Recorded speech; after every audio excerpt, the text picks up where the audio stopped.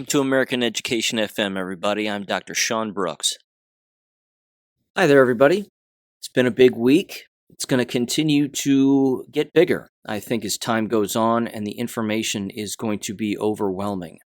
I also think that one of the things that's going to happen here in the future, which is really going to lead again and elaborate on the Great Awakening that's been taking place for any number of years now, is that this kind of information that is coming out, that is being revealed to endless people regarding, again, the horrors of the world that we really live in, who controls a number of different things, and how that all impacts all of us, I think that it's going to find its way into more mediums and media outlets, rather, that are going to wake up people and start to wake up people who would normally be dead asleep to this. We know that the brainwashing that's been going on within the American K-12 school system is massive. We know that that's why it was built. That was the entire point. That was the Industrial Revolution design, so to speak, the Prussian modeling of schooling here in America. And it's worked.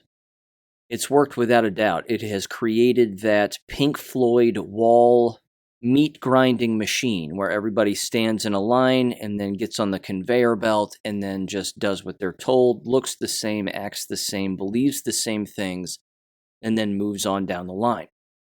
Only to rinse and repeat, of course, and then become teachers themselves and then brainwash their students, not knowing that they are brainwashed themselves. There are a number of things that I want to bring up in this particular episode.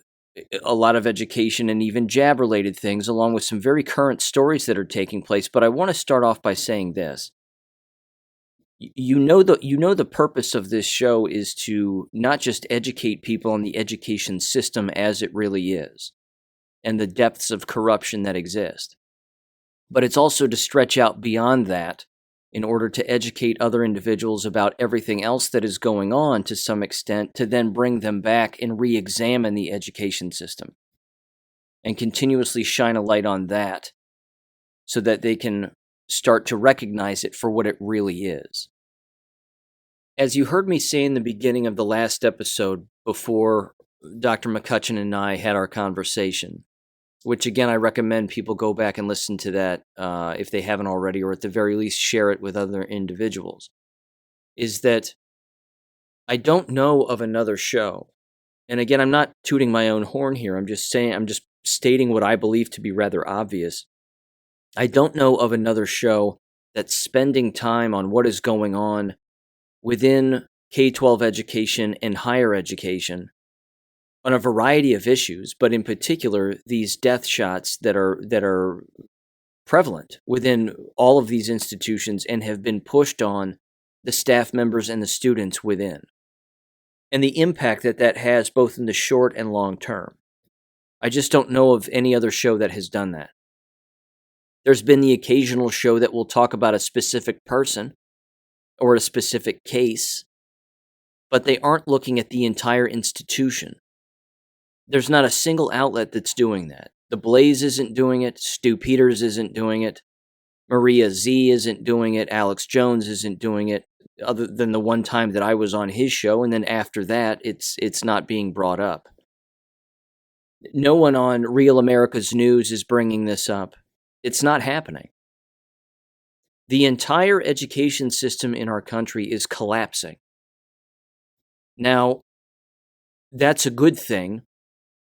But the reason for its collapse is horrific. We would hope that it would be the truth and corruption and things of that nature, free of any collateral damage. That is not the case. It is, in fact, the lies and the corruption that, of course, are bringing it down, but the collateral damage is wiping them out. And by them, I mean the people who work within and attend these institutions. You've heard me say on numerous occasions that these places will cease to exist in the future, that they will have no choice but to move into a fully online environment. You heard Dr. Robin McCutcheon bring that up. That's what's happening at Marshall. These professors are moving their classes with or without the consent of their department chairs, into online environments because everyone is ill. Either that, or they're so afraid to be around individuals anymore because they feel like they're going to catch something from them. This is the only way forward. The only way forward is fully online, because I think it's going to be easier for them as institutions to hide a lack of enrollment, and it's going to be easier for them to hide a lack of visible students on a physical campus. I think the same thing is true with American K-12 education. I think that as the months continue to roll out, we're going to start hearing about more and more stories. Whether they make their way to the media or not is another story. I think that they're going to have to, because I don't think it's avoidable. But they too are going to have to move to an online environment. The difference between the K-12 and higher education approach, however, is that higher ed is going to try to keep it more of a secret, whereas the public education atmosphere is going to be far more public about it and yell about it more and scream about it more because they can't help themselves. Again, if you get in a time machine, and like I said previously, and you go back to 2021, the beginning of 2021, it wasn't higher ed that was really screaming about, we need to stay online, we need to stay online. They were always looking for a way to get back to in-person, even though the jabs were rolling out and people were getting sick and dying and whatever. They still wanted to go back to in-person. There were a lot of people, in the K-12 environment that wanted to remain in the online way of teaching. And it was because of course, their own psychological problems, believing that something was real when in fact it was not. Regarding, again, the existence of this COVID thing that they call COVID. It's not real. It doesn't exist. But the public K-12 education system just can't help themselves be public about a great many things. There is one thing, however, that they are working very hard to hide, and that is the health problems of the students and staff that work within their buildings. They've been warned. They've been put on blast. They know exactly what they've done, whether they want to admit it or not. We know the powers of cognitive dissonance are strong. They will deny wrongdoing at every turn, but they advocated for these shots. Almost all school districts and school boards across America advocated for these shots. So by my estimation, as you've heard me again say, and I'm just repeating this because I want to continue to get this out here because, again, no one else is talking about this, from what I can tell, school boards are going to do themselves in. And by do themselves in, I mean they will cease to exist also.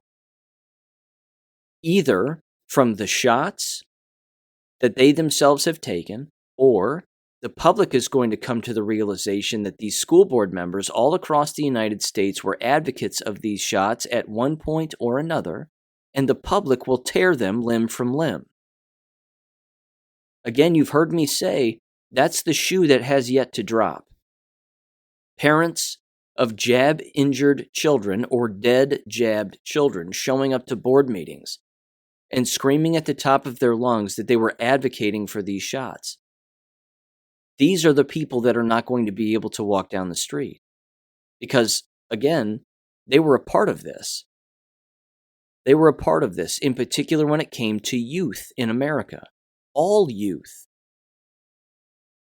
This is going to get worse. This will not get better as every passing week or every passing month. These people are not going to become healthier people. If they're jabbed, they're going to get worse. Their health is going to get worse. So my disappointment not only just lies with the institutions, but although it was beyond predictable, which, again, you've heard me bring up on numerous occasions. Their behavior is beyond predictable. They fall right in line with one another. They do what the other school district does. They do what the other university does. They do not think alone as individuals because that requires them to self-reflect, and they don't want to do that. They don't want to look inward. So that's why they live out on the periphery of the illusion, because it's easier for them to do that. It's again, that's why they call it a comfortable delusion. It's comfortable. It's comfortable for them out there. They think they're in charge. They think they're helping. But in fact, they've killed themselves. Literally. And the people around them. Literally. Some of them know this. Some of them do not. But they're going to find out one way or another. It's inevitable. Again, an acquaintance of mine has told me that local school districts, a specific local school district around where I live, is experiencing copious amounts of students that are complaining of chest pains. This is not an accident. This was predictable. And apparently, either district officials or individuals who work within the building, whether that be, again, the principal or the nurse or whoever it may be, is pushing these videos from 2 decades ago that are referred to as the Adam Project, ADAM. The Adam Project, if you look it up on YouTube, had to do with a dad who lost his son named Adam, who died of a heart attack in the middle of gym class in 1999. It again is designed to advocate for defibrillators within American K-12 schools in case of such an event. So let's wrap our heads around this briefly. We've seen the increase of defibrillators going up lots of places. My brain immediately goes to the United Kingdom. Defibrillators are popping up all over the street now, let alone around schools, inside and outside of these buildings.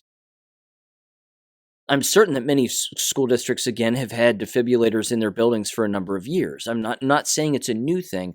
My point is that they're pointing in a direction as if this is somehow normal.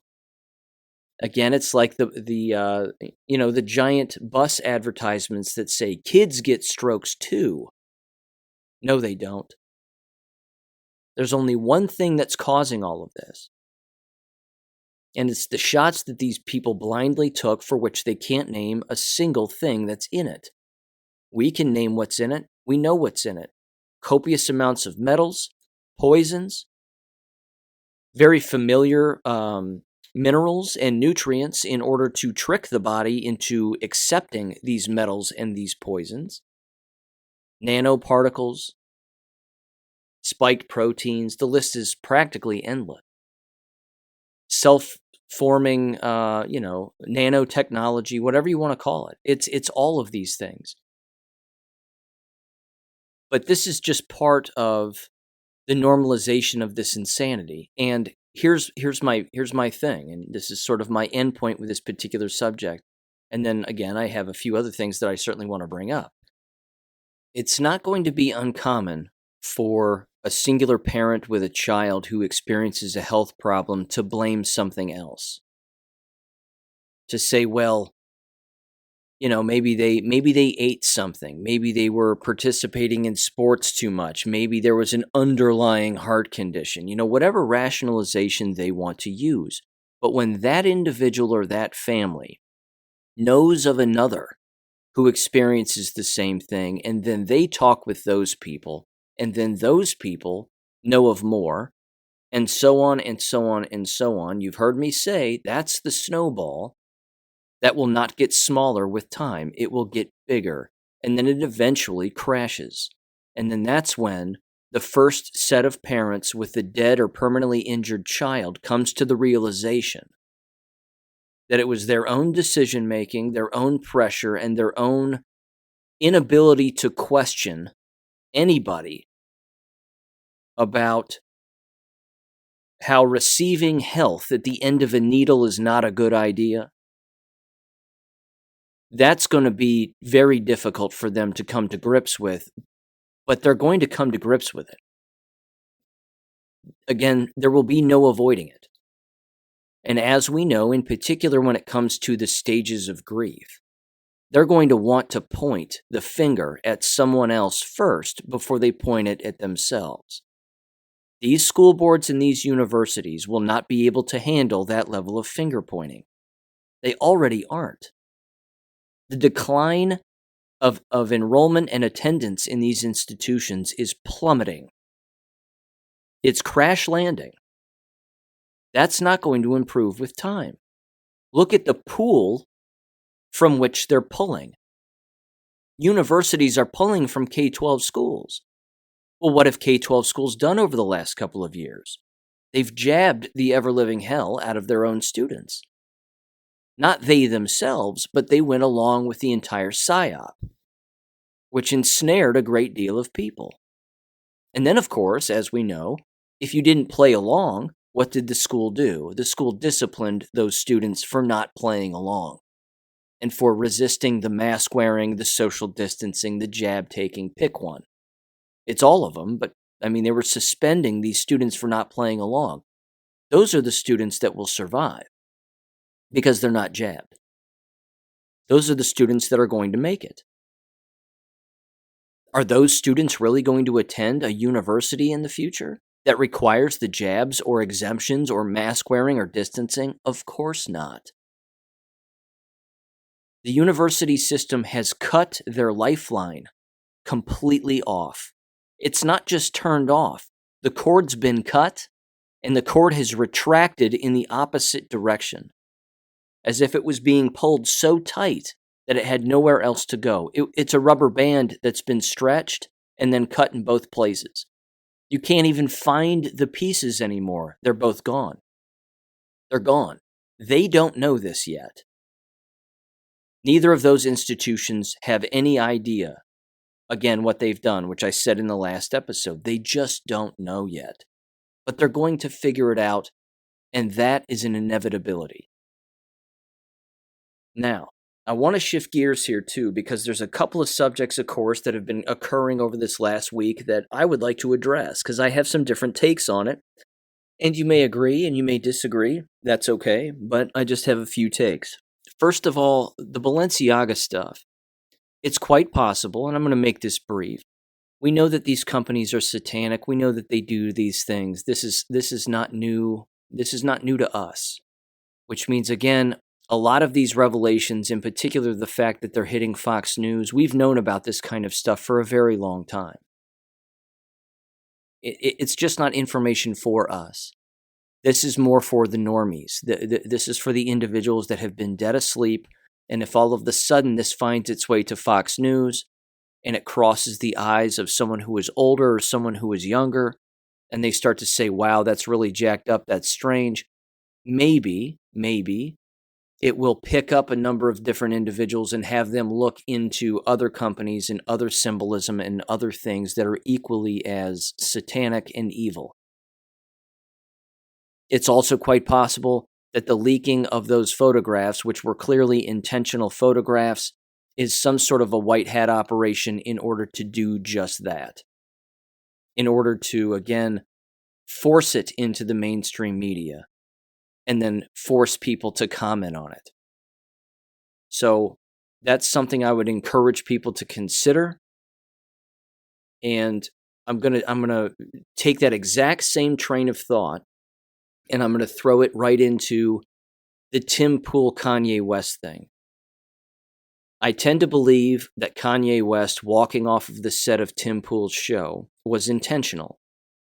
There was probably an agreement between Kanye West, Milo Yiannopoulos, and Nick Fuentes beforehand, which was, we're going to start talking about a number of different things, but once we start getting into the subject of Jewish influence within all of these organizations and these satanic groups in Hollywood and music and the medical industry, and pick one, that if Tim Pool refuses to acknowledge the fact that that is a fact, and that the vast majority of the individuals who control those outlets are in fact of Jewish lineage or Khazarian lineage, if Tim Pool refuses to acknowledge it, we're going to get up and we're going to leave, and I'll be the first to do it. Here's why I think that was the case. If anybody's ever watched Tim Pool's show, and I have not, I've watched maybe 2 full episodes in their entirety. As you've heard me say about his show, in particular when Milo Yiannopoulos was on, not that long ago, which is going to tie in directly to this theory of mine, and I can't be the only one that shares this, but it's beyond evident that Tim walks the fence. He's the Dave Rubin, wearing a hat. That's about it. He's just like Dave Rubin and Conservative Inc. He's these people, or the cuck-servatives, as they're sometimes called. Just these sort of holier than thou. I've got it all figured out. I'm the pseudo-intellectual. I want people to believe I'm an intellectual. And it's evident, of course, that they've never read a thing from Ayn Rand, because if they had, they would know that being viewed as an intellectual or wanting to be viewed as an intellectual is a huge mistake. That's a huge mistake. And there's some other visual aspects of Tim Pool and his show and sort of those bootlickers that are on his program where they play all sides because they don't stand for anything. And here's what I mean by that. If you tune into even 2 minutes of his show, you'll see that behind him he has a replica Revolutionary War revolver, flintlock revolver or something, right next to a samurai sword. I'm here to tell you that if there was a real battle with real gunfire, and there was a battlefield, and the shooting started, you couldn't find Tim Pool within 10 miles of that battlefield. He doesn't have the stones to actually fight in an actual battle. He's probably never even been in a fist fight in his entire life. He just probably hasn't. He looks like a person, and again, it's superficial, but he looks like a person who's never seen the sun. He's a rather pale fellow, if you know what I mean. So, take the hat off, shave the middle school beard you have, and sit there and let your guests talk. But I have no doubt again that it was a setup regarding Kanye West, and here's why. Again, who was on his show not that long ago and made Tim Pool and the other guys in the room look like complete idiots? It was Milo Yiannopoulos. I don't agree with everything that Milo has done in the past. He's stolen money from people. I don't like that. He's stolen money. He stole money from me. He stole $35 from me. Stole money from copious amounts of people. And Milo knows an opportunity when he sees one. He showed up on Tim Pool's show. He destroyed them. He wouldn't let them get a word in. In fact, if you're going to go watch a Tim Pool episode, it's that one. Because that was the setup. I bet Milo left that episode. People were commenting online about how he just tore up Tim Pool and made Tim Pool look like the fence sitter that he is. Like the controlled fence sitter. Because again, why people give money to Tim Pool is beyond me. But Milo probably left there and then got on the phone with Nick Fuentes or Kanye West or both or whatever. And they had a conversation. And they said, why don't we set this guy up? And why don't we go in there with a plan? Because Kanye West isn't going to be president of the United States.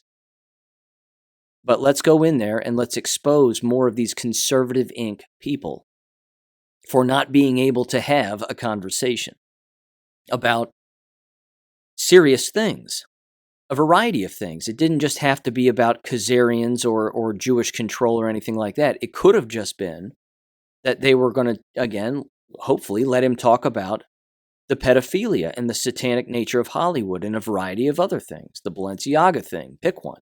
I mean, lots of subjects to talk about. But I think it was a purposeful setup, and it worked. Because look what happened. Tim Pool now looks like a balloon with no air in him anymore. He looks like a person who can't be taken seriously even by members of his own audience. He just got outed. as another conservative, as being controlled opposition. It's beautiful. It's beautiful. It was brilliant. If that's how it went down, that's an excellent move. Set them up, knock them down. And it worked. Again, if that was the move, it certainly worked. Because for an entire day plus, he was the talk because Kanye West walked out when he said he wouldn't say Jews or wouldn't say this or wouldn't say that. And then, of course, said, well, I want to have a conversation. I want to have a conversation. It was like, no, you don't. You don't. That's beyond evident that you don't. So that's my 2 cents on that. Again, people are being exposed to a number of different things, and they're being shown, even in, again, endless Q posts, that when you put all of your chips into one basket, it doesn't take much to tip over that basket. And then where do all your chips go? I mean, if you're going to put your chips anywhere, it should be God. Seems like a pretty good place to put your chips, does it not? Don't put your chips into this show. I've probably been wrong on a variety of things. I like to throw theories out there. I like to, critically think about things and share my thoughts and musings about what's going on. I'm right about a great deal of things, and it's being proven right now because, of course, the test of time is what proves people correct. But it's being revealed for people to see and for people to evolve at different paces based on that giant spectrum, which is a massive spectrum. And again, let me just do this too. Let me give you one more example of what I'm talking about. And this is something, again, that I've brought up before. And this is one of the ways that you can tell who these people are and how deep they're willing to think or not think. If you want to hear someone expose themselves as being an unknowing person, okay, or not understanding the depth of knowledge that exists within a particular subject, pay attention to the words that they use. Because the words that are consistently thrown around society right now, and there are many of them, I would say at the very least a handful. Right now we're hearing what words most frequently? We're hearing the words disinformation, misinformation, anti-Semitic, Nazi, white supremacist, and probably a few others. The one move that the people who use those words don't ever do, and I mean they never do it, is they never go back in time to examine the origin of those words, who created them, because people, a human, created them out of thin air. Why did they create them? Who did they create them for? What was the purpose of creating them? And a variety of other questions that should be asked about the origins of those words. Now, I'm not going to spoon feed people this again, and I'm not going to bring this up specifically again because I encourage people to do this on their own. Look up those words individually, go back in history and research who created it, why, and what positions did those people have who created those words. The individuals who created those words out of thin air had motives. They also held particular belief systems and held particular positions. It just so happens that there's at least 3 commonalities right off the top regarding the individuals who created those words. In particular, again, disinformation, misinformation, anti-Semitism, Nazi, white supremacy, even the phrase conspiracy theory. The entire purpose was to discredit people by just calling them those names. They're derogatory names that actually do not exist at all in order to just discredit people.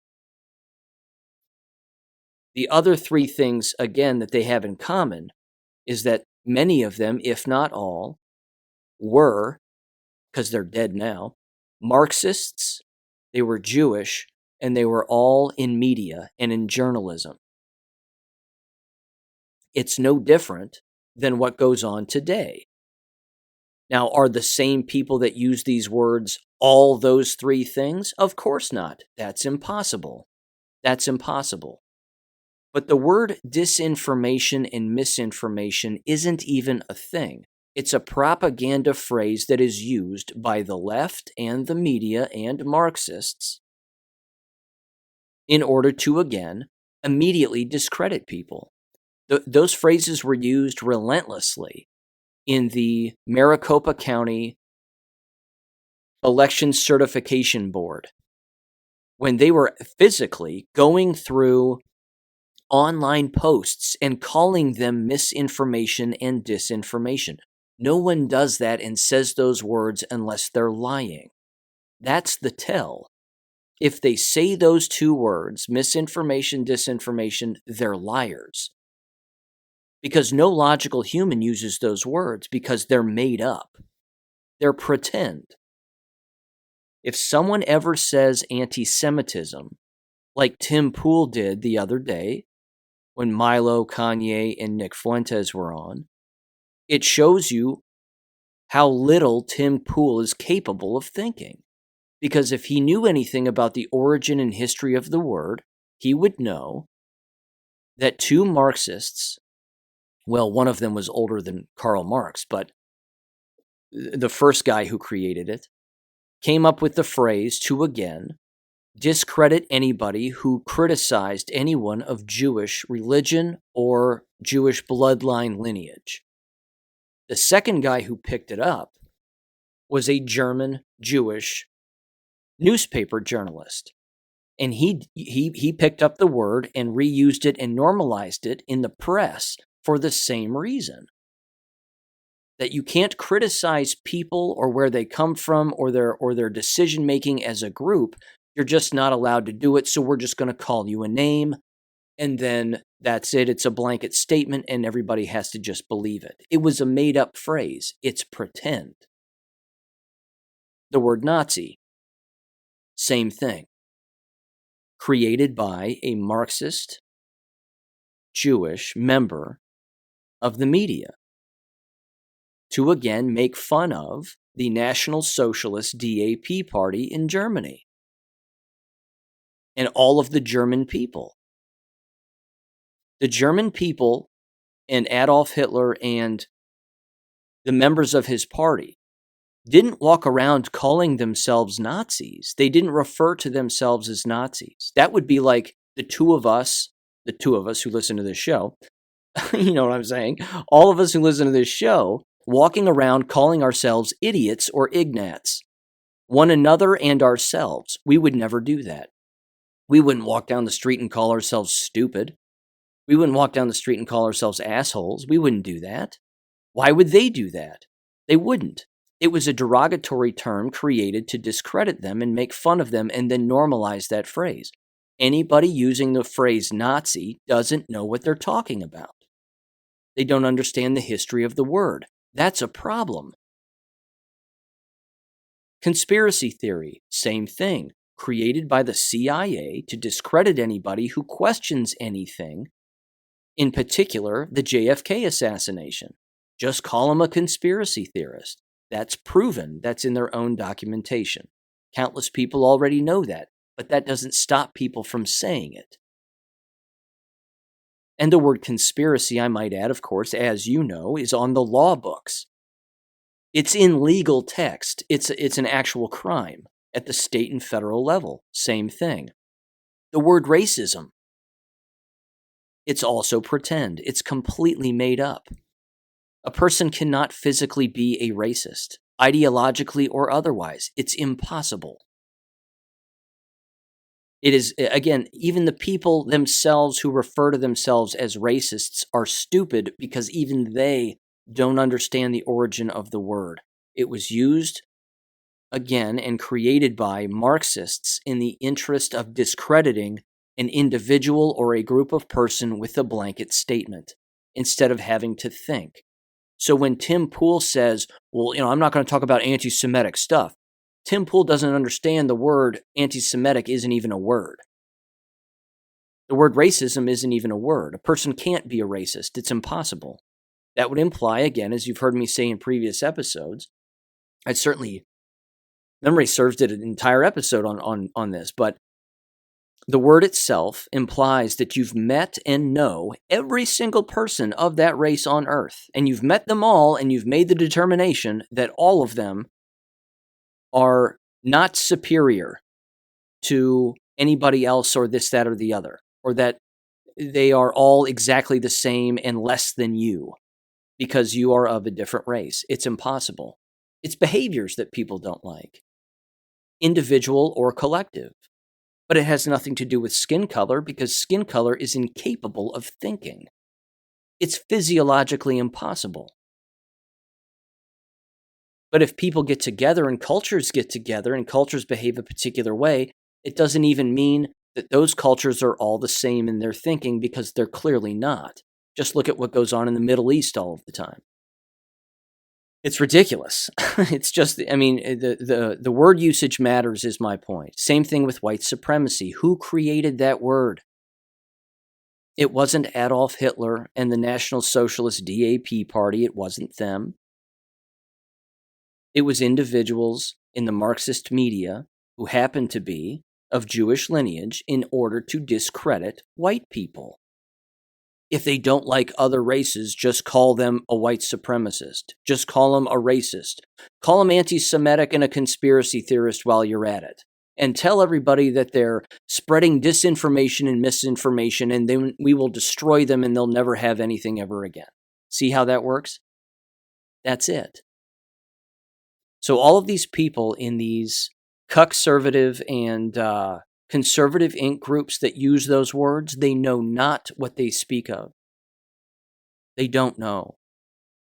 It's a really good history lesson, and I recommend that everybody, frankly, look up the origins of those words. Read about them. They're interesting. The origins of words matter because, unfortunately, they're being casually used with such regularity that they confuse on purpose, which was their intent. That was the intent of all of those made-up pretend words being created in the first place, was for them to be used with regularity. And then people just believe them without even thinking about it. And that's called indoctrination and brainwashing. And that gets people killed. So that's just another way to figure out who knows what they're really talking about and who does not. Word usage. Pattern recognition, qualitative reasoning and analysis. It's a big deal. It's a very big deal. Okay. Moving on. Education-related stuff, and this is huge. This is huge. Jesse James from the Dangerous Info podcast and Sandy sent this my way. There's a lot going on here, and it requires some slight analysis, if you don't mind. This comes from DetroitFreePress.com. It is titled, out of Oakland, Michigan, ex-board members Ethan Crumbley should have been sent home, but Oxford High School ignored policy. Long story short, a couple of the former school board members of the Oxford School District up there in Michigan during the Crumbley shooting, who were present and actual board members during the shooting, have since resigned. They're now playing the victim. They're now claiming, as they have lawyered up, and their lawyer has clearly told them, we're going to paint you now as the victim and you're now a whistleblower and whatever else, that the entire district and the administration within the building failed to follow policy, which is what caused them to not check the bag of Ethan Crumbley, not have police presence around him after he was brought into the main office, based on the information that they had of him, of the drawings he was doing and the things that he was writing, and then, of course, not sending him home. But I want to read through this as quickly as I can here, because then this leads into the most recent story regarding the trial, or not anymore, delayed trial, that's right, delayed trial of the Crumbley parents, and the implications that that actually has for the entire nation, let alone the state of Michigan, and it's remarkably important and fantastic. But regarding these pseudo-whistleblowers, which, by the way, my 2 cents is pretty clear on this, If you're a school board member and this happens on your watch, it's your job to find the answers, not to stick your tail between your legs and run away and then play victim. That's not the point. If you were a school board member, it's your job to have an investigation take place and just fire the employees who weren't doing their job. That's all they had to do, but they didn't do that. They stuck their tail between their legs. They said, we're going to repaint the walls and we need to come together and we don't need to point fingers and, And they did all that. And then they've now lawyered up and now they're playing the victim. These people are to blame for just not doing their jobs either. And they were board members at the time. So it says, quote, "The morning Ethan Crumbley drew a picture of a gun and blood on his math homework sheet and scrawled the words, quote, 'The thoughts won't stop, help me,' unquote. He should have been sent home under the Oxford School District's own threat assessment policy, only it was never used and no one was ever trained for it, two whistleblowers allege." They're not whistleblowers. Not to mention, you heard me say that after this shooting happened a year ago. I said that exact thing. Focus on the school building and the people that work within and the policies that were being ignored. They are to blame. And if the school district doesn't fire them, then they're to blame. But this is not a parental issue. Partying with your husband or wife and leaving your kid home, it's a bad decision. It's not a crime. Buying a gun for your teenage son or daughter, when you yourselves are avid shooters, not knowing your son or daughter's frame of mind and that they actually might want to hurt somebody, that's not a crime either. No one has telepathy. So, not a crime. But I'll get into the parents' case in a minute. It continues, it says, instead, they say, school officials caved to Ethan's parents' demands and their son to be returned to the class that morning. That's not even true. It was the counselor who sent Ethan back to class. It was the counselor's fault. He's the one who should have all the eyes on him right now. He's the one who should be fired if he isn't already. It says, when officials had the authority to remove him and the bloodshed followed, the teenager shot and killed 4 classmates, injured 6, and other students and a teacher at Oxford High. According to the whistleblowers, finger quotes, they're not really, it was the second time in 24 hours that school officials mishandled Crumbley, alleging the teen also should have been sent home the day before the shooting when he was caught researching bullets on his cell phone in class. Under the district's policy, they say, such activity is grounds for removal. Still not following policy. Now, see, these school board members could have said that out of the gate, but they didn't. I said it out of the gate, and I don't even work with these people. That's the funniest part. Parents were saying this. There were probably other students saying, well, they just didn't follow their policy. But school board members themselves couldn't do it when they were holding the position themselves. That's a problem. It says whistleblowers quit Oxford School Board frustrated by the district. Oh, see now, the district's the problem. According to these 2 previous school board members, the district is the problem. I gotta tell you, it's the hubris of these people and the psychological, whatever you want to call it, projection or dismissal is astounding. It says, quote, but the policy was ignored that day too, they allege, stressing that the district has thus far tried to keep this information secret and they can't take it anymore. They're the victims now.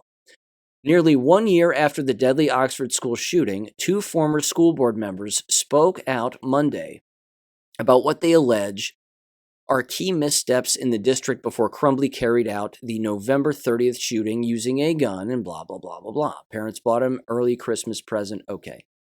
He pled guilty, Crumbley did, last month and faces up to life in prison with no chance of parole. The whistleblowers, not really, are former school board president Tom Donnelly and treasurer Corey Bailey, both of whom resigned 2 months ago out of frustration over the district's handling of the shooting investigation. You've heard me say this before. Superintendents, treasurers, and school board presidents all communicate all of the time about everything. They tend to pick the same side, regardless of the issue. They tend to not go against one another. The other board members, okay, and the parents and the students, those three groups of individuals are irrelevant to a superintendent, a treasurer, and a school board president. Those are really the three singular individuals on a stage who run the show. Everybody else can just come and go as they please, but they all tend to stay on the same page because they think that they are the thread that holds the whole thing together. What they don't understand is when their thread gets pulled, it's game over. It goes on to say that no evidence that we've ever used it as it is designed, or whatever the hell that means. Nice sentence. It says, they allege the shooting was preventable had the district followed its own playbook, the outline of which has not previously been divulged to the public. They maintain that Oxford school officials have led the community to believe that they did everything right and that a bad thing still happened. That's what every school does. And that's what they're going to do with the jabs. Mark my words, they're going to do it with those goddamn shots. They're going to do the same thing. We did everything we could to try to keep people safe. We were all tricked. It wasn't our fault. That's the approach they're going to take. It's not going to work. It says, but the facts they allege show that the officials could have prevented the tragedy. Well, of course. It says, standing before reporters Monday, getting emotional at times, the two former board members leveled fresh allegations against the district, saying that they couldn't stay quiet any longer, especially after discovering a years-old threat assessment policy that they believe could have been thwarted, could have thwarted the tragedy had it been followed. So let me get this straight. We're to believe that two former board members all of a sudden, a year later, randomly found their threat assessment policy and randomly figured out that it wasn't followed before, during, or after the shooting? Are you kidding me? There's a picture of the guy holding the binder. They didn't just make this up. It's policy. It exists. You can find it in an instant. They knew that they hadn't done it. These two guys tried to cover it up, but they're playing the victim because that's what lawyers want them to do now. Play the victim, and then maybe less eyes will be on you. It says, quote, this document changed everything from my perspective, Donnelly said, as he held up the policy modeled after Secret Service recommendations. Quote, there's no evidence that we've ever used it as it is designed, even though since 2011, the policies and guidelines have been in our system. So you've had it that long and you didn't know it existed? Couldn't open that folder up and read anything inside? It says the policy referred to as 8400 is listed on Oxford School District's website. Of course it is. I pray for every parent in Michigan watching this today, and then they go back and read the blah, blah, blah, blah, blah. Okay. Again, long story short, they're trying to play the victim. And they're going to keep playing the victim because they themselves broke their own policies, their own contractual obligations, thereby breaking the law. Because someone got killed. People got killed. And now what has that led to? It's led to this. Again, Detroit Free Press, quote, Michigan Supreme Court temporarily halts trial of James and Jennifer Crumbley. Why? Because of insufficient evidence or no evidence. Quote, at issue is whether there was probable cause or sufficient evidence to bind the Crumbleys over for trial on charges that seek to hold them responsible for the deaths of 4 students killed by their son, who used a gun his parents bought him to carry out his crime. Their trial was scheduled for January 17th, after, of course, having been pushed back from this past October. Of course, the prosecutor disagrees because she's corrupt. And as you heard both Jesse and Sandy bring up along with me, their lead witness against the parents is also now in jail and not a credible witness because she's a liar and a criminal. This case is over. It's over. The kid's going to go to jail for killing people, as he should. Give him the death penalty. I mean, I'm an eye for an eye kind of guy. If you kill someone, you should be killed. Firing squad, make it quick. That way all of these, you're not going to have all these botched lethal injection things that we consistently hear of. The rope and the bullet have always worked. They've been used for centuries. I don't understand the problem. But, they got to get fancy with it. Either way, the positive implications for this are endless because Michigan was attempting to start something that was going to reverberate into every home in the United States of America and beyond, which is, if your child breaks the law and kills someone, you as the parents are going to be held responsible no matter what, in particular if a gun is used. And then we're going to crack down on gun ownership and where you store the gun and how you carry a gun, if you even carry a gun. They're always coming for the guns because it's the only thing standing in the way between us and corrupt government. It is our last line of defense, the trigger finger. That's it. They're always coming for it. The gun is in the way between government and us. And they just lost. This will be thrown out. The Supreme Court will have no choice but to throw this out. And the Crumbleys, as parents, should sue like nobody's business because they've been in shackles for a year for something they didn't even do. They should sue the prosecutor's office. They should sue whoever they want to sue if they can. Seems like they could. I'm not a lawyer, but it seems like they could. It's a victory. They ignored their kid. That's not cool. They didn't sit around and have conversations at the dinner table with him all the time. That's not cool either. Maybe not the most ethically sound people. Doesn't matter. None of that's a crime. And the parents didn't pull the trigger. The kid did. And we didn't pull the trigger either. The kid did. So, victory as far as I'm concerned. And it's a victory again for the victims of the crime and for the departed, because the real problem was the school district all along. The real problem was the counselor, the administrators, and the people who apparently are illiterate and can't even read their own policy, let alone know that it actually exists. It's disgusting, but there you have it. Here's another one. Did you hear about this one? And then I have another very serious one. This one is serious too. This is a very serious story to say the least. But I have another one too that was sent to me by our amazing Louisiana educator who sent me this information, and it's remarkably nefarious. I'll get into that in just a second. But this is from the New York Post. An Arizona teacher is banned from OnlyFans. A Lake Havasaw, Arizona middle school science teacher who was fired after her students stumbled across her pornographic OnlyFans video has been blocked from the platform and has hopefully lost their job. This person is a psycho. In fact, what I want to do is I want to play their nonsense explanation that they actually had regarding why they decided to have an OnlyFans account.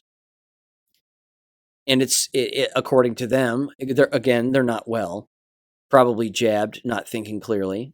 They even took pictures of themselves, within their own classroom and posted it on OnlyFans, not necessarily in like lingerie or anything, but they still posted it on there. And they're complaining about money. I needed to make money. This is how I needed to make money. I'm a school teacher. We're not paid much in Arizona. We're 50th in the state, blah, blah, blah. Listen to this psycho in 3, 2, 1. My children are the most important thing to me, and I'm already spending countless hours outside of my contract time on extra school activities, and I don't think it's fair that I have to sacrifice my own children's time because our professional salary did not pay enough. Arizona is currently ranked 50th state as lowest paid teacher salary. I created content at the beginning of the summer in order to earn extra money on the side to help pay for our basic necessities that our salaries were no longer meeting. I chose an anonymous name as well as blocking the entire state of Arizona on my OnlyFans so that it wasn't accessible to anyone living in the state. It was brought to my attention on October 24th that a community member had expressed concerns to the police and my school regarding video content. It's come to my attention that you're a nutbag. It's come to my attention that you don't belong anywhere in a school, let alone around children, and probably not your own children. And you're married. Weird. And you're gross. There's that too. This person's not well. Padded room. Straight jacket, maybe. I hope they got fired.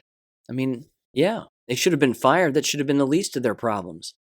Seems like it could be a crime. Seems like it. I don't think, again, that they were engaging in sexual acts in the classroom on camera with students around or with students not around.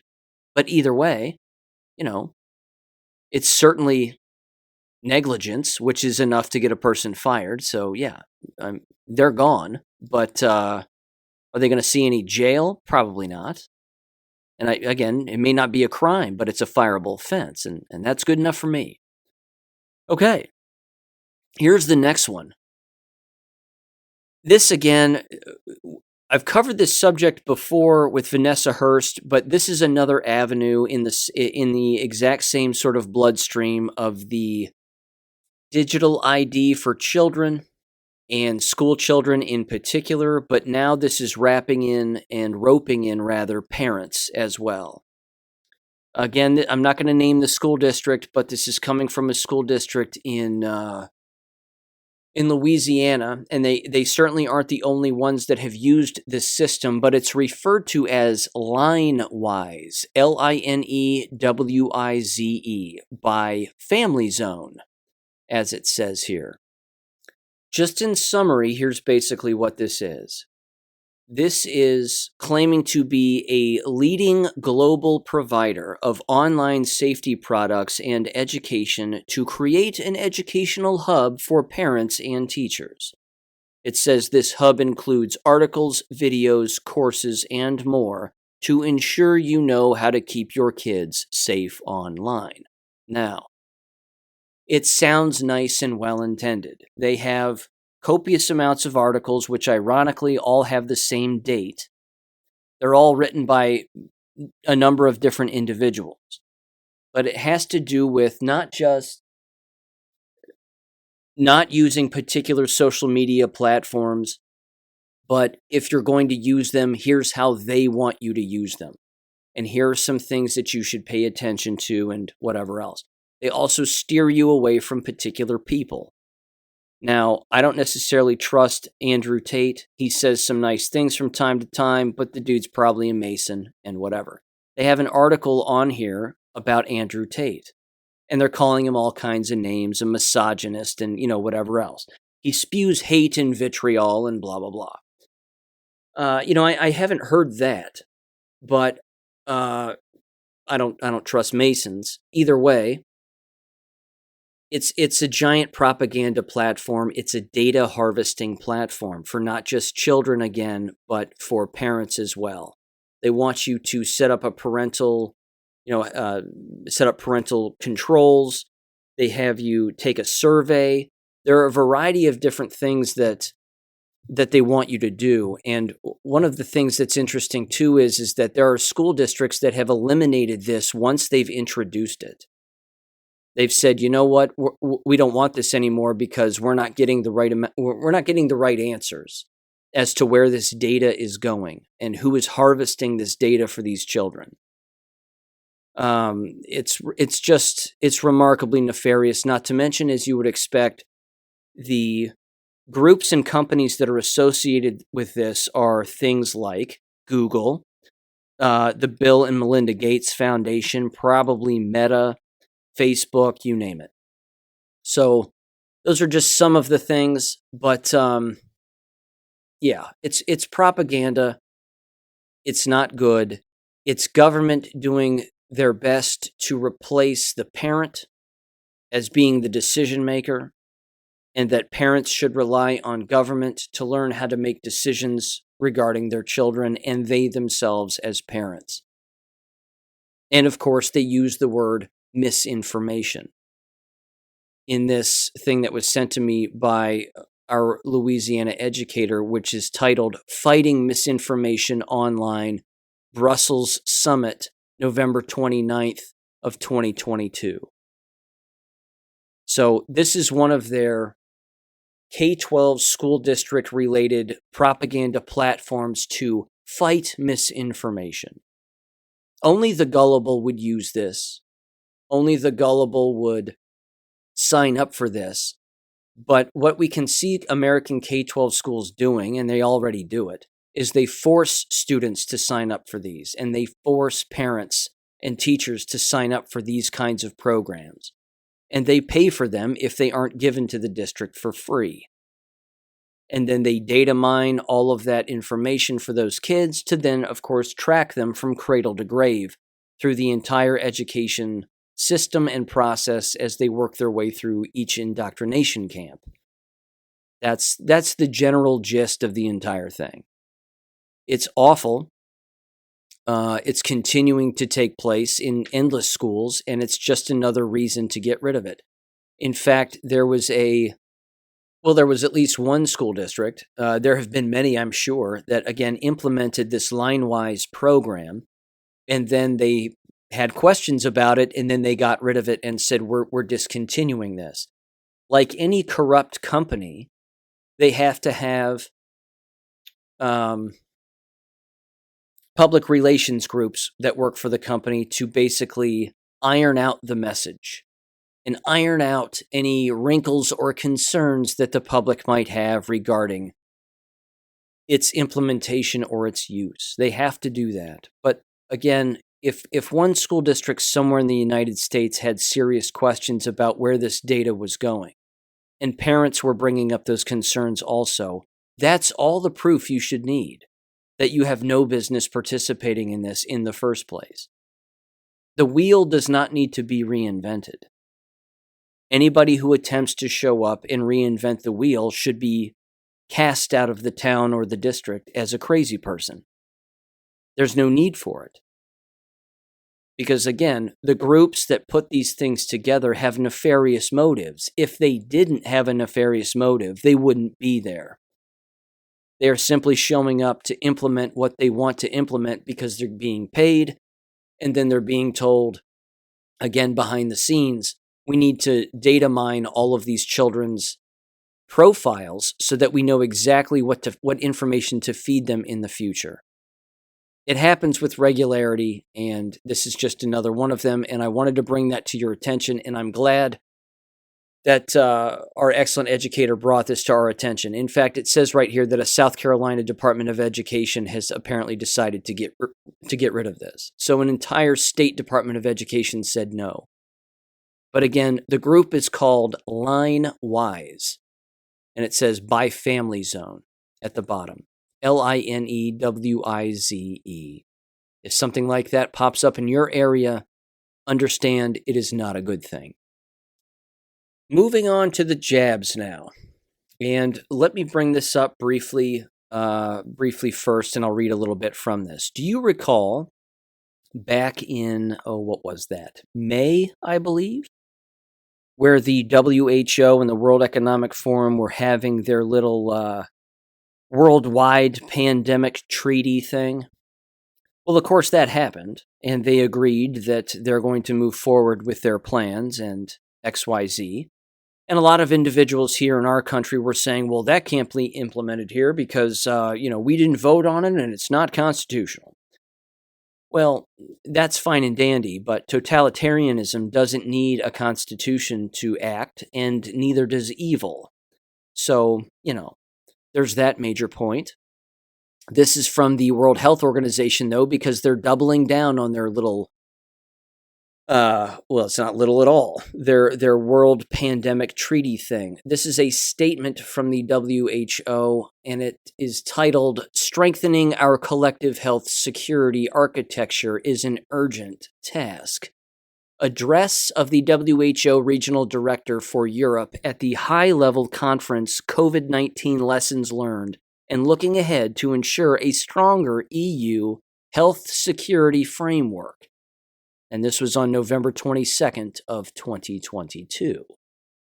It's a rather long statement, but it does say the following, and I do want to read this particular section. It says this. It says, in addition, 2 key member state-led processes have been launched. And it says the following. It says, number 1, the Working Group on Amendments to the IHR, whatever that is, and the Intergovernmental Negotiating Body to draft and negotiate a WHO convention, agreement, or other international instrument on pandemic prevention, preparedness, and response. The point is that this is a one-world government. This is exactly what these people are doing. This is exactly what they're scheming to do on a constant basis, that every single agency, right down to the local county level in the United States, all behave the same. And again, for anyone to say that it hasn't already happened before, because it did 2 years ago, or for those people to say that it's not going to happen again in the future, those people are foolish. They're beyond foolish. The European Union is working on this. European countries and the people who run them, who of course are remarkably corrupt and remarkably evil, they're working on this too. That's exactly what this is. It says, quote, in their last paragraph, they are striving for pan-European unity and never leave any country or any person behind. They want us dead. And that's what they're saying here. And they're going to kill people with their policies because they don't have to do it with guns. They've even said that a century ago. They don't have to fire a shot. All they have to do is just bleed people dry, monetarily, and then with policy like this regarding people's health and well-being, and they'll kill off as many people as they want. This is still going on. This is still a big deal. This is not made up. This is not pretend. Constitution of the United States has nothing to do with this. That's been ignored the entire time, too. They don't care. They just don't. So understand that that's a thing. If you want to read the whole statement, I will link it in the description below. Yeah. So there you go. There's that. Moving on with a few other jab-related things. This is from AmericaOutloud.com, and it's titled, Robert Malone Sues the Bregans for $25 million by Peter Bregan, medical doctor, and Ginger Bregan. This is from a few days ago. It says the following. At the ages of 71 and 86, Ginger and I are in the fight for our lives. In all of our years of doing reform work, no individual and no group has ever been so intensively and persistently attacking us on a personal level as Dr. Robert Malone, starting ever since August of 2022 when we criticized his concept of mass formation psychosis in depth without even mentioning his name. Dr. Robert Malone filed a lawsuit on October 30th of 2022 against the Bregans, seeking damages for $25,350,000 or $25 million for short. Why would Dr. Malone make this claim so large, over $25 million? The effect of what he is doing should be obvious. It threatens us with financial ruin, and it ties up our energies.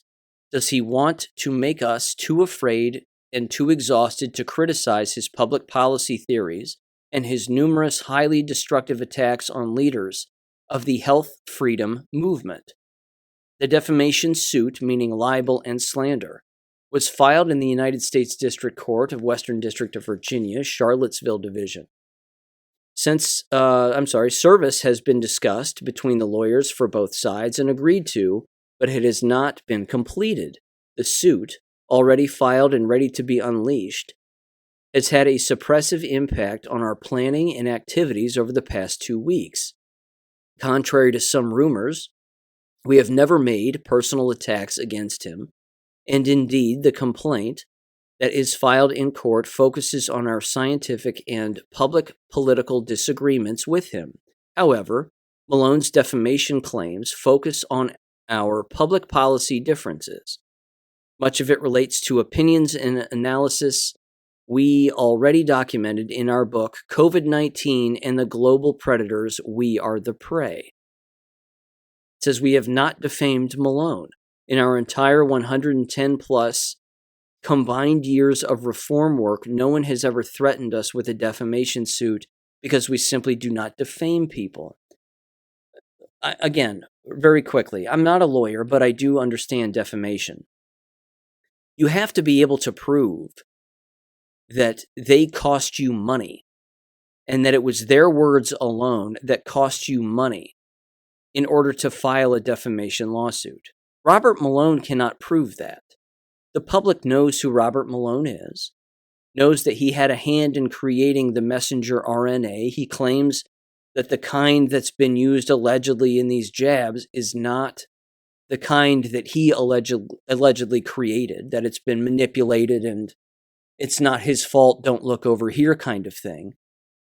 And even Stu Peters, of course, has criticized him, as has Dr. Jane Ruby, and that's even mentioned in this article that the Bregans wrote themselves. But yeah. I mean, Robert Malone, he's, I'm not a fan. Not a fan. Never really have been, but certainly not now. Let's see. It says Dr. Malone's unprecedented attacks on us exceeded only by one decades ago. Except for one occasion, we have never had to endure such personal attacks, not even from the psychosurgeons in the 1970s whose lobotomy practices my international campaign closed down and whose research institute, led by Harvard's director of neurosurgery, lost all its government funding. Not even from the electroshock company and their cabal that in 2018 was forced by a medical legal report in a product case to inform the FDA that the medical world that shock treatment causes brain damage. Not even the U.S. government agency director who lost his job and his many other compromised colleagues, whose eugenical racist program Ginger, quote unquote, program Ginger and I, forced to shut down. Their huge interagency program was about to be funded by Congress to do eugenical research on intercity children, quote unquote, from in the womb to adulthood to find biological and genetic causes for their alleged propensity for violence. It continues, it says, one more dangerous set of circumstances. The only other time in our lives that we have been so threatened was in the early 1990s. I had been approved as a single medical expert confirmed by a federal judge to review all the discovery from Eli Lilly regarding alleged harms from Prozac for a consortium of attorneys handling approximately 150 cases involving suicide, murder, and psychosis. Of course, Eli Lilly tried to discredit me in a myriad of ways, but the federal judge approved my credentials for appointment as the sole scientific expert for reviewing discovery, and the judge for the first trial would do the same. I was qualified to testify not only about psychiatric drugs, but also about the corporate and FDA approval process. I was empowered by the courts to have access to all of Eli Lilly's secret files about the development and marketing of Prozac, including all the clinical trials and all FDA correspondence. It says, what near disaster happened next? It says, my position as the central scientific expert for all the dozens of lawsuits against Eli Lilly was not merely a threat to that one drug company. Multiple other companies had Prozac-like drugs, such as Zoloft and Paxil, coming down the pipeline. Many financial interests had motives to do what happened next. In fact, we had many threats against our lives and contacted the FBI about one of them. We consulted with local police about wearing vests and carrying a gun, both of which we eventually decided not to do. You should always carry a gun, but whatever. It says, as we were getting nearer to my initial deposition against Eli Lilly, everyone in our house became progressively sicker from week to week. I and Ginger and our daughter became chronically ill with exhaustion and with dry, nagging upper respiratory infections. Multiple visits to physicians could find no cause. This went on, probably for a couple of months, until a plumber found on a routine job was aghast to find that someone had entered our basement and removed the chimneys from our converted oil burner and the gas water heater, spilling fumes and particles into the house. Then says, we are not complainers. We are not complainers, and we have rarely talked about what we have been through as freedom fighters together for the past 40 years and decades before then as individuals, nor do we feel sorry for ourselves. By our deeds, we have earned our enemies, and the good that has come from our work has confirmed our choice on how to live. He continues, discusses his book a little bit more about personal safety. It says, is Dr. Malone merely protecting himself and his new career transition from the man who invented mRNA vaccines, quote unquote, one of the worst disasters in human history, to a man who is leading the health freedom fight on a worldwide level? Or is Malone's mass psychosis concept being further developed and used by others such as the Department of Defense or the intelligence community? Malone has boasted about his deep state background. Quote, I have historically worked with people who have been truly deep state intelligence community. I have decades of experience in biodefense. I have been deep in the belly of the beast. I have won literally billions of dollars from my clients in grants and contracts. I have managed hundreds of millions of dollars in grants and contracts in the vaccine space. Malone has stated that these deep state connections have been served and no longer have influence over him. Let's see. More threats. Again, Malone called him, apparently. It says, next on September 5th, in a short phone call, Malone issued a first legal threat against me and hung up immediately. The voice, very dark, demanding tone, is this Dr. Peter Breggin? And he said yes. Thinking it was spam and ready to hang up, the voice on the other end said, this is Dr. Malone. Why are you targeting me? I will have to send you a cease and desist letter. Me, he said. Breggin said, are you threatening me? Ginger, it's Malone on the phone. And then his wife said, what's he saying? And then Peter said, I'll put him on speaker, and then Malone hung up. It also said this just before. It said, on October 19th, 2022, an extreme left-wing magazine, The Daily Beast, quoted an interview with Malone about his April 26, 2022 demand letter sent to Ginger and me, as well as to other entities. In his interview with The Daily Beast, Malone attacks journalists Stu Peters and Jane Ruby by name, and mentions us as, quote, two allied conspiracy theorists, unquote, without naming us. Malone's motives in making available to the Daily Beast the contents of this relatively private demand letter are unclear, but the result is a grand humiliation of the health freedom movement.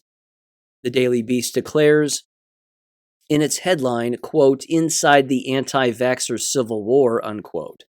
Yet Malone regularly presents himself as wanting to bring people together and end conflict in the movement. Who does this sound like? Who does Robert Malone sound like? If you said to yourself, Simone Gold, you might be correct.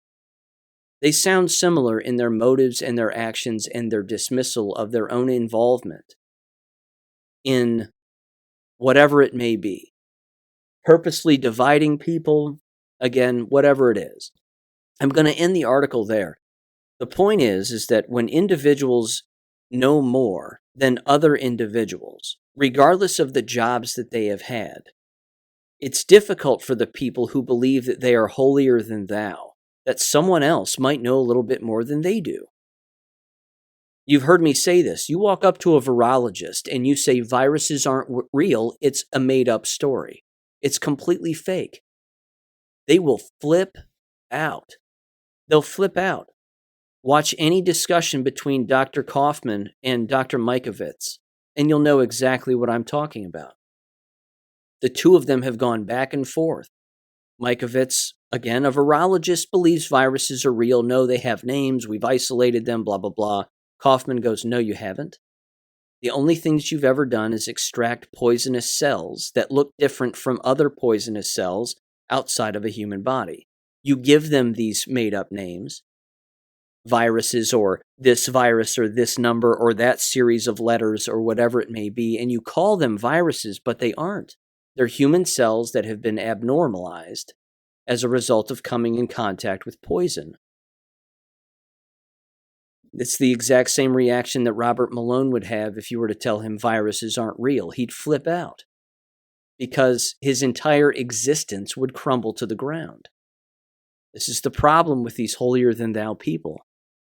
They think they've got it all figured out instead of just understanding that the true nature of learning is unlearning.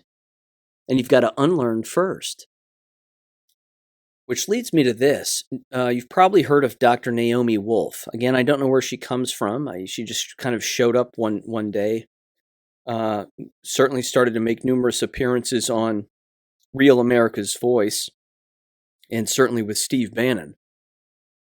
She does a lot of writing, has a Substack as well, large audience. That's fine. You know, she's brought up again these shots and what they're doing with children, and I'm glad that she's done that because she's right. She's not taking it into specific professions like education, which is what I have done because, I mean, let's not kid ourselves. This is where children congregate.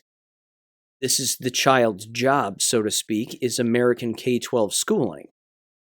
This is where the vast majority of them go.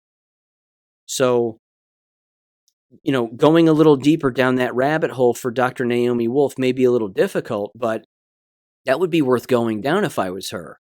I mean, you can leave it up to me. I do it all the time, and I'll keep doing it. But, you know, she wrote a Substack pretty recently here where she was basically just like, hey, I'm sorry I haven't written a Substack in so long. I'm just having a hard time coming to grips with what's happening with these children in the shots. Well, get over it. It's war. They're collateral damage. They're the target also. And it's war. And yes, children are dying. Copious amounts of them. And the ones, again, that are being injured are going to die in the future too from the injuries that they have sustained thus far.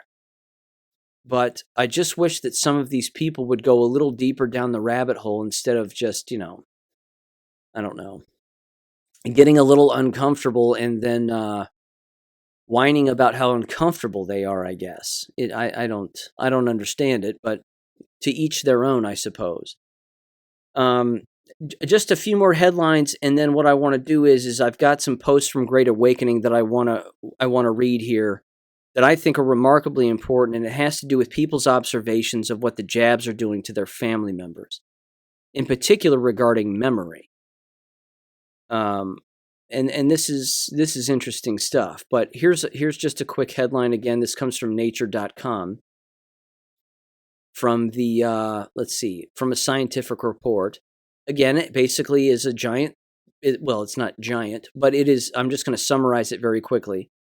It's a multi-author, most of which seem to be Japanese, that back in September of this year, that the shots don't work. Weird.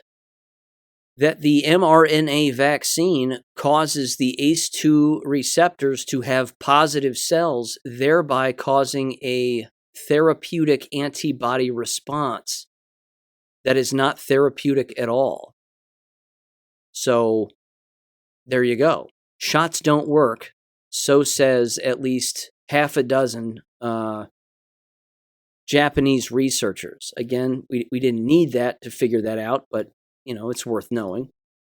Here's another one, Citizen Free Press, again, regarding the jabs. mRNA turns into DNA in 6 hours. It alters our DNA permanently.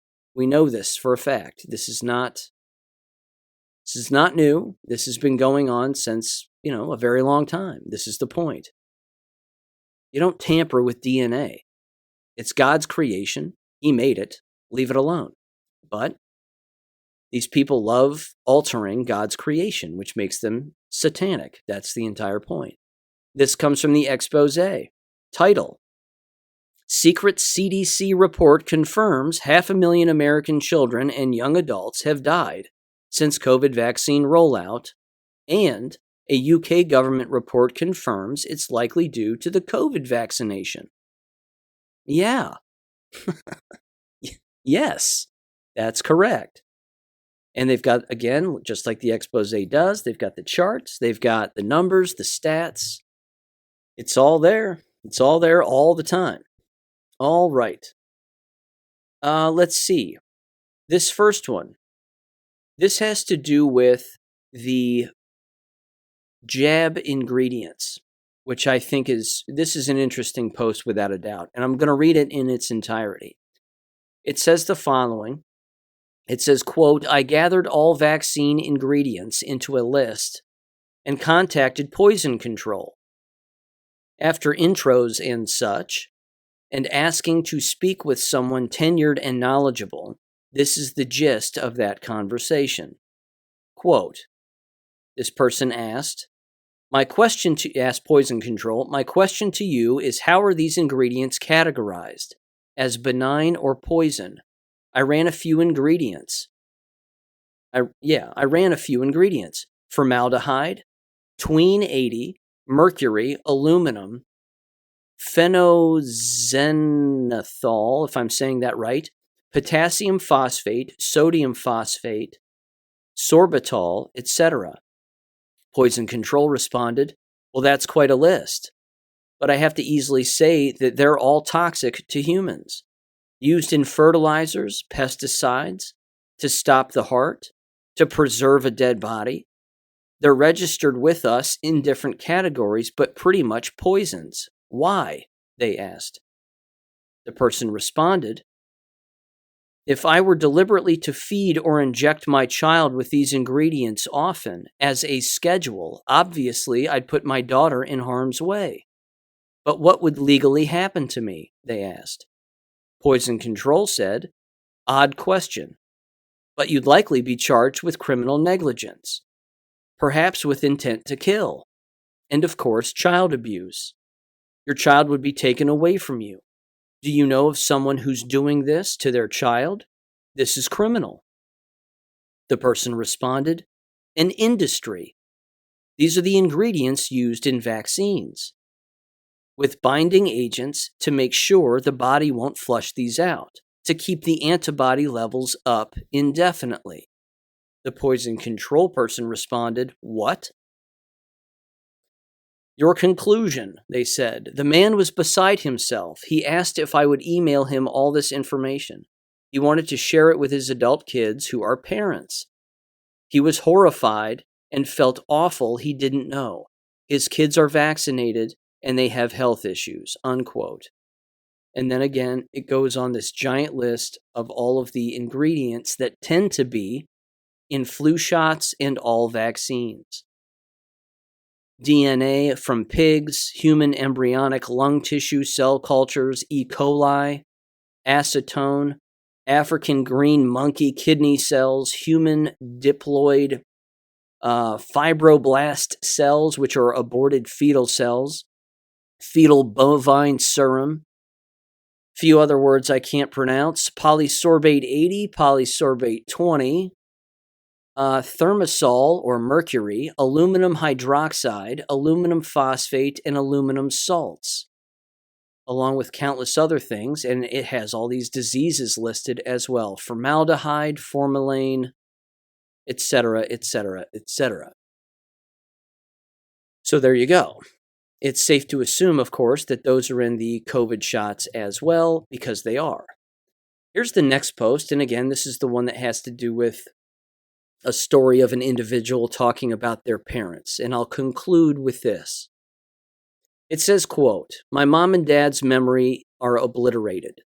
I'm certain it is vax-related. Anyone else? says, quote, my father, who was fine 2 years ago, is literally retarded and has asshole tendencies all of the sudden. My mother is way better. Until on Thanksgiving, she put the turkey back in the oven after it was fully cooked for hours. Ruined turkey. These retarded mistakes keep happening even since that shot. What in the fuck is going on? Anyone else? Question mark, unquote. It says the following again in the comments section, and there are a ton of comments. I don't know if I'll be able to read all of these, but there's a bunch. The first one says, I have noticed it in many of my vaxxed colleagues and in-laws, confusion, strange behavior, combativeness. Another one says, remember when the doctors and nurses were dancing around? We will never forget. It continues. Here's one, a longer one. It says, quote, my parents, 2 aunts, 1 uncle, and my dad have had a VFib heart attack about 4, maybe 5 weeks ago, right before Hurricane Ian ran over us. With everything that's happened, it's hard to keep track of just how long ago. He went down right in front of me. Took me doing chest compressions and my youngest son breathing for him until the paramedics got there. And they had to work on him with a defibrillator for 25 minutes before he was stable enough to even be transported. The man basically was dead for at least 25 minutes. Doctors put in 2 stents after clearing out 2 fully clogged arteries and a defibrillator in his chest. But when asked, the cardiologist refused to say exactly what the clogs were made of. Mom wasn't with it mentally enough to ask. Neither were her sisters. I asked. The only time we ever were actually able to talk to them was right after the procedure, quote unquote, for the stent replacement or stent placements. It says in this particular hospital doesn't give out doctors' numbers to call and ask them any questions. It's a practice that just went into effect during the post-COVID here in Volusia County, Florida. Volusia County. It says, let's see. Dad spent a week in ICU, 1 week in a normal hospital room, and 2 weeks in a rehab facility. He's still so weak, I'm not really sure how long we'll have him around. For those that don't know, the ventricular fibrillation heart attack is called the Widowmaker. I think it messed his cognition a little bit too, but he's already mentally declining before. So was Mom and both her sisters. Oddly enough, my other aunt, Dad's sister, is 77, not coof vaxxed, and is more fit than most women her age, and she's doing just fine. Go figure. Let's see.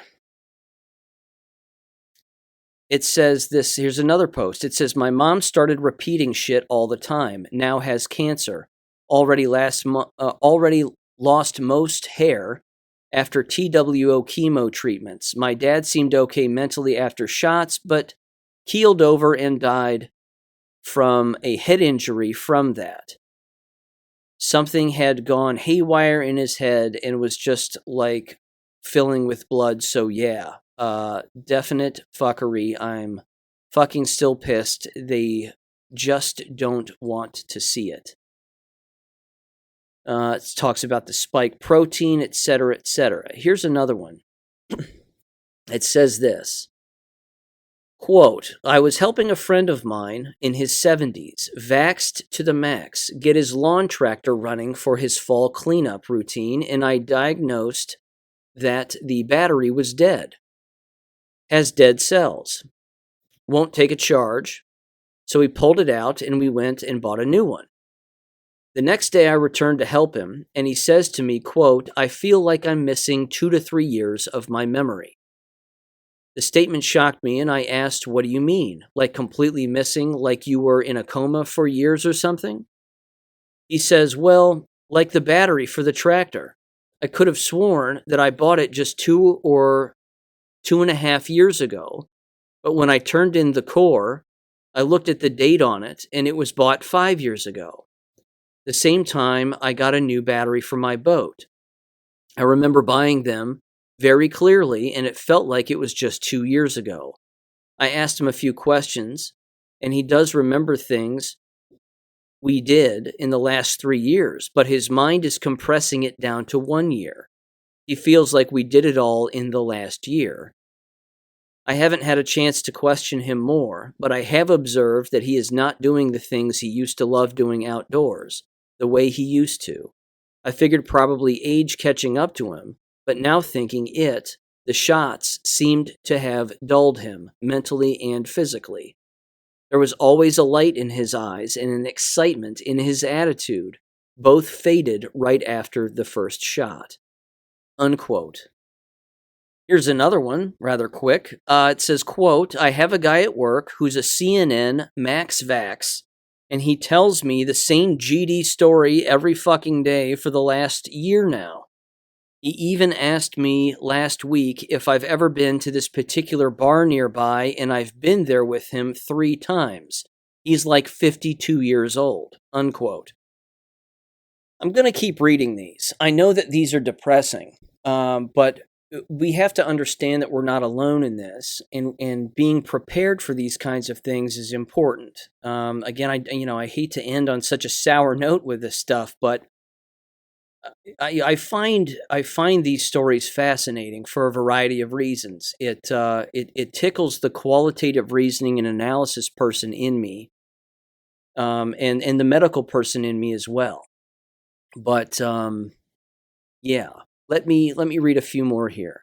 A lot of people too, by the way, are commenting on things like customer service, that they're calling people and they're getting a particular issue fixed, and then the people will consistently call them back and say, we've noticed that you have a problem. Did we fix that for you? And they're going, yeah, you fixed it. Stop calling me. But then they just keep calling. Did we fix that problem for you? I mean, that could just be a customer service habit, but yeah, I don't know. Let me see. Here's another one. It says, I know several people who were put on statin drugs and this happened. Angry outbursts, confusion. Apparently, it eats the cholesterol in the brain, but maybe the vax too, unquote. Here's another one. It says, I have an aunt in her 70s that started to develop short-term memory loss recently. Found out she got the vax. I don't know when the symptoms started. I know for a fact that she was fine in 2020. It'll be a hell of a coincidence if this started post-vax, unquote. Another person said, my mother-in-law. It's heartbreaking. I can't trust her to watch our son because she's so scatterbrained and clumsy now. She's completely different since her first booster and, of course, continues to get them, unquote. Another person said, my mom died as a result of the COVID vaccines on Veterans Day of 2021. She paid the ultimate price, in my opinion. And I'll end with this. Person says the following, quote, I can relate, but I'm afraid my mother is way worse than just reheating turkey. My mother did not want the shot. She was having some mild dementia-related things going on, forgetting familiar names, forgetting the burners on the stove are on, general forgetting. However, my sister talked my mother into going to a drive-through shot clinic. Fast forward about 3 months, and she doesn't know who anyone is. Walks probably 10 miles a day in circles around the house. Doesn't know what season or month it is. Cannot cook or use the coffee maker. It's so sad. She's also constantly irate and sometimes abusive. My sister keeps trying to put her in a home, but she would literally have to be drugged up all the time. The costs of nursing homes is crazy expensive, much less one dealing with what average people would consider someone who is clinically combative and experiencing psychosis. I personally would like to watch God's judgment on my sister over the whole thing. Much more involved, but it's clear to everyone she is trying hard to put both my parents in the grave, unquote. This is having an impact on our society across the world as well that has never happened before, at a rate that has never happened before. I encourage people to share these episodes again where you can. People have got to know that this is going on. This is not going to go away. This is going to continue to be a massive thing. And the likes of Charlie Kirk and these other dimwits are never, ever going to bring any of this up because they aren't bringing it up. They're suppressing it. We cannot suppress this, ladies and gentlemen. This is the collapse of all of these industries, all these institutions, and we're watching it in real time. So, truth bombs galore, but that's the way that it has to be going forward. And we'd better get comfortable with it because we're going to have to deal with it one way or another. Have a great weekend, everybody. Take a deep breath. Take a relax. Some relaxing breaks, clearly. Again, as Rush Limbaugh said, turn it off. Just turn it all off for a while. And then recharge and then come right back to it. Because I'll be here, hopefully.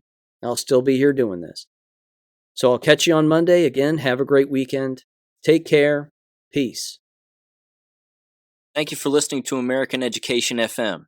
Make sure and check out AmericanEducationFM.com for more information. Take care and God bless.